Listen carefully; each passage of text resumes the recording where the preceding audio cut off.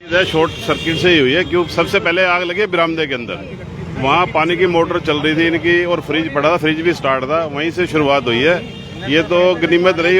लेकिन अगर आप लोग कह रहे हैं कि शॉर्ट सर्किट से, तो बिजली विभाग वाले अपनी गलती क्यों नहीं मान रहे हैं? जब यहाँ हुआ है तो पहले ट्रांसफार्मर में सामने धमाका है, वहाँ भी आग लगी है ट्रांसफार्मर में। एक्चुअल क्या था, सारी रात कम ज्यादा वोल्टेज आ रही थी, सुबह एकदम से बहुत तेज वोल्टेज आई है, उस वजह से शॉर्ट सर्किट हो गया और ट्रांसफार्मर में भी आग लगी। इसी की वजह से आपको एक और खुशखबरी दे दूं कि हादसा तो एक हो गया, उसके अंदर हम लोग कुछ नहीं कर सकते थे, लेकिन व्यापारियों ने मिलजुल करके मदद की, क्योंकि कहते हैं ना कि एकता के अंदर ही बल होता है। और कल से जो है रामचाट भंडार को दोबारा से शुरू कर दिया जाएगा।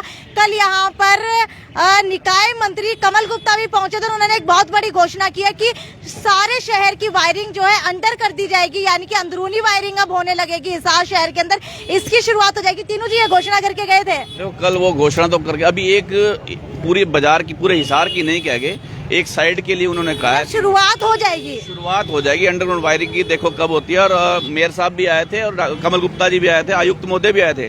उन्होंने एक बात भी कही कि इनकी कागजी कार्रवाई करके तुरंत 1 हफ्ते के अंदर जो सरकार की मदद हो सकती है इनसे करवाई जाए सरकार। अच्छा, अब बात कर लेते हैं कि आप कह रहे हैं कि रामचाट भंडार के मालिक का जितना नुकसान हुआ है, हम सभी व्यापारी उनको खड़ा करने की कोशिश करेंगे, लेकिन हिसार की जनता का सवाल है कि जो बच्चा यहाँ पर मरा था उसकी मदद कैसे की गई है? देखिए, पता है कि अभी इसको स्टैंड करके उसके बाद ही बच्चे के लिए सोचेंगे। पहली बात तो मैं आपको बता दूं, बच्चा मेरे हिसाब से यहाँ शायद जो भी है, जो हेल्प होगी बच्चे की भी की जाएगी।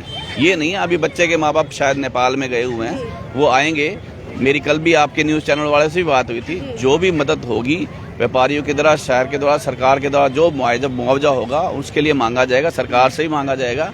जो मदद होगी, हेल्प होगी, एक बार इसको स्टैंड करें और ये भाई रामचट वाले खुद ही उसकी मदद करेंगे। बिल्कुल, मैंने ये भी सुना है कि बिट्टू जी भी बढ़ चढ़ के कह रहे थे कि अभी जो है उनका परिवार नेपाल गया हुआ है, जैसे ही वो आते हैं मैं उनकी मदद करूंगा। तो इस बात में कितनी सच्चाई है? बिल्कुल सच्चाई है। बड़े धार्मिक स्वभाव के हैं बिट्टू जी और उनके भाई मुन्ना जी, दोनों भाई धार्मिक स्वभाव के हैं। उस लड़के के साथ गलत नहीं होगा, जो भी मुआवजा उसका होगा, जो चीज होगी उसकी पूरी तरह से हेल्प की जाएगी, ऐसी पूरा विश्वास है। और परिवार को पूरा विश्वास है। अगर परिवार को विश्वास नहीं होता तो ये जो घटना है, ये दुखदायी घटना है। हमें उस बच्चे के जाने का भी अफसोस है, चाहे वो नेपाल से था, चाहे वो कहीं से भी था, लेकिन ये एक दर्दनाक घटना। इसमें मालिक को तो नुकसान हुआ, उस बच्चे की भी जान चली गई। लेकिन कुछ लोग, मुझे समझ नहीं आती, उनमें कुछ मेरे पत्रकार भाई या कुछ समाज के लोग ऐसी बातें उठाते हैं कि क्या एक जान की कीमत 5 लाख। हम नहीं चाहते किसी के साथ भी ऐसी घटना घटे, लेकिन अगर कोई बच्चा अंदर आके या कोई जेंट्स आके मर गया तो उसमें उस मालिक का क्या कसूर? बिल्कुल, देखिए मालिक का कोई कसूर नहीं है, लेकिन अगर बच्चा यहाँ पर था, उसकी जान चली जाती है। बस ये है कि अगर बिल्कुल अनहोनी हुई है, किसी के साथ भी हो सकती थी, और बस ये है कि मालिक की मदद हो रही है तो बच्चे के परिवार की भी कुछ मदद होनी चाहिए। मालिक को उस परिवार से पूरा दुख है और वो अंडरग्राउंड जो भी है, जो उससे देखो अभी तो खुद मरा हुआ है, अभी उसका कुछ नहीं बचा, बर्तन चम्मच तक नहीं बचा, लेकिन फिर भी मालिक के मन में ये भावना जरूर है कि उस बच्चे की हेल्प जरूर की जाएगी और वो करेगा भी। हमें उस बच्चे का जाने का बहुत अफसोस है। देखो, माल की तो पूर्ति हो जाएगी, जान की पूर्ति नहीं हो सकती। बच्चा चाहे नेपाल का हो, चाहे हिसार का हो, किसी का बच्चा तो बच्चा होता है। हमें बहुत दुख है, मैं सच बता रहा हूँ। हमने ईंट मार के, वो कुदरती पता नीचे कैसे आ गया, समझ से बाहर हो गया। मैं तो खुद हैरान हो गया। मैंने बार इशारा किया, अभी ऊपर से निकलिए। 12 से 13 लोग थे, सब छत चढ़ कर चले गए, लेकिन उस बच्चे की बस अनहोनी इस घटना में घटित होनी थी। बड़ा दुख है हमें सारे। अच्छा, अगर अखबारों की बात की जाए तो एक सवाल ये भी उठ रहा है कि अगर 6 मंजिला इमारत बनाई गई तो यहाँ पर एग्जिट गेट क्यों नहीं बनाया गया?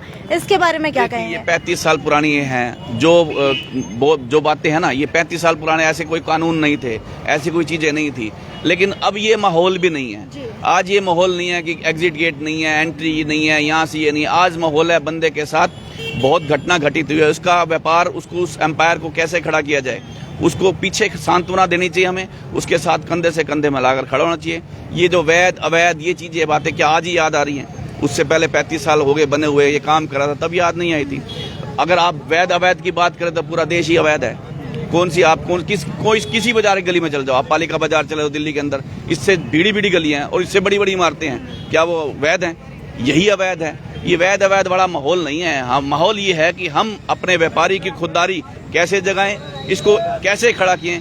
भटूरे छोले की रेडी लगा के उसने इतना बड़ा एम्पायर खड़ा किया। आज वो मुसीबत में है। व्यापारी पूरे के पूरे सामाजिक संगठन, धार्मिक संगठन, मेरे सारे राजकुमार के व्यापारी देखो अभी भी खड़े हैं। इनको एक अभी आवाज दूं, हेल्प के लिए तैयार हैं, चाहे उस बच्चे के लिए हो चाहे साथी के लिए हो। ठीक है, आपसे पूछना चाहूंगी कि बात की जाए यहाँ पर आग लगने की घटना की, देखिए वो तो किसी के साथ भी हो सकता था, लेकिन इसके लिए आप संबंधित विभाग को कितना दोषी मानते हैं? क्योंकि अगर बिजली की बात की जाए तो बिजली विभाग अपनी गलती नहीं मान रहा, नगर निगम अपनी गलती नहीं मान रहा। मोस्टली जो लगती हैं तो शॉर्ट सर्किट से लगती हैं, कोई लगाता तो है नहीं जी। अब बिजली विभाग मांगे ना माने, अब जिसने प्रत्यक्ष देखा है भाई नीचे से थोड़ी सी आग लग रही है तो गैस लीक से ऊपर से होगी, नीचे से नहीं होगी, और उसने देखा है कहते गैस लीक से है। ये तो सरकार अपना बिजली बोर्ड अपना पेंडा छुड़ाना चाहता है। शॉर्ट सर्किट से तो हुई है, अब वो कुछ भी कह ले। अब इसका कोई पोस्टमार्टम तो होता नहीं है जी, इसका पोस्टमार्टम करा के इसमें ये बीमारी थी। अब इनकी मर्जी कुछ भी कह सकते हैं, और इस बेचारा कौन है अपना सारा कुछ जलाएगा और कौन अच्छा, क्या आपको लगता है कि राजगुरु मार्केट की आन बान शान और एक रौनक कहलाए जाने वाला राम चाट भंडार दोबारा से शुरू हो पाएगा? बहुत बढ़िया शुरू होएगा। इसको पूरी कल हमने बैठ के इसको समझाया, ये थोड़ा सा शुरू करेगा, जितनी हेल्प हम करेंगे।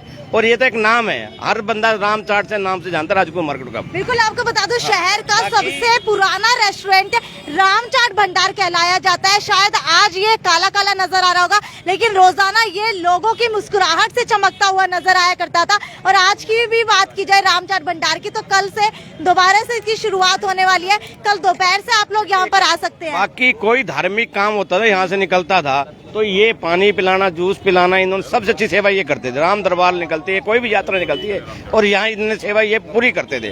भगवान इनको दोबारा देगा। बिल्कुल, कुछ लोग कमेंट के अंदर ये कह रहे थे कि बहुत महंगा सामान बेचा जाता था, लेकिन शायद मैंने जितने रेस्टोरेंट के अंदर खाना खाया सबसे सस्ता सामान हिसार के राम चाट भंडार के अंदर मिलता था। शायद वही आप किसी और होटल के अंदर 200, 250, 500 का खा के आते, वो यहाँ 80 रुपए का मिलता था, लेकिन फिर भी लोगों को बाजार के अंदर वो महंगा लगता था। सामान जो था कुछ टेस्ट होगा तो ये यहाँ लाइन लगी रहती थी। यहाँ तो महंगा नहीं था, इस बात के पक्ष में बिल्कुल नहीं हो। नहीं था, ये मेरी भावना या मेरी उससे जलन बोलती है। बिल्कुल रेट महंगा नहीं था, जब क्वांटिटी में कोई देगा, अच्छी चीज देगा, वो अपना रेट तो लेगा। अच्छी क्वालिटी और महंगा भी नहीं था। कितने भी रेस्टोरेंट हो हिसार के अंदर, सबसे सस्ता खाना यहाँ का है। मैं बताता हूँ आपको, हर प्रकार के होटल हैं, हर प्रकार के रेस्टोरेंट हैं, कई 10 रुपए के 2 गोलगप्पे हैं, कई 10 रुपए 50 हैं। जिसकी जैसी भावना हो, जिसने अपना स्टेटस दिखाना हो, वो वहाँ जाके खा लेगा। जिसने कोई लोग बाहर जाते हैं घूमने, कोई ताज में रहता है, कोई 5 स्टार रहता है, कोई 3 स्टार रहता है ना, उसकी कैपेसिटी अपने हिसाब से ले लेगा। जिसकी कैपेसिटी राम चाट पे खाने की, राम चाट पे खाएगा। वो चाहे 10 रुपए के 4 दे, चाहे 10 रुपए के 2 दे, इसमें जलन नहीं होनी चाहिए। बिल्कुल, सभी अपना बिजनेस चला रहे हैं, चाहे कोई 100 रुपए का कपड़ा दे, चाहे वो 1000 रुपए का कपड़ा दे। कस्टमर के एक अच्छा, वहाँ पे जो है अभी वेल्डिंग का काम चल रहा है, शायद राम चाट भंडार के अंदर भी दोबारा खड़े करने का काम चल रहा है। बिल्कुल ऐसा है, कल से यहाँ पे स्टॉल लग जाएंगी बाहर। एक बार आपको वहाँ भी दिखाना चाहूंगी। ये बाहर कल आज रात को सफाई करवा के सभी व्यापारीगण, हिसार सेवा समिति और सभी व्यापारीगण बाजार के यहाँ टेंट लगवाकर ऊपर वो लगवा देंगे जो लेंटर के अंदर प्लास्टिक लगता है, ताकि बारिश में दिक्कत ना हो। 4 से 5 स्टॉल यहाँ भाई शुरू कर देगा। कल हनुमान जी के जन्मदिन है, हिंदुओं का दिन है, जय श्री राम का नारा लगाएंगे और ये शुरू करवा देंगे।